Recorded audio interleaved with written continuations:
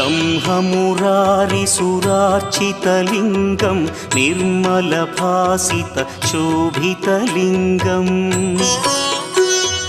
जन्मजदुःखविनाशकलिङ्गं तत्प्रणमामि सदा शिवलिङ्गम् देवमुनिप्रवरार्चितलिङ्गं कामदहन करुणाकरलिङ्गम् रावणदर्पविनाशकलिङ्गं तत्प्रणमामि सदा शिवलिङ्गम्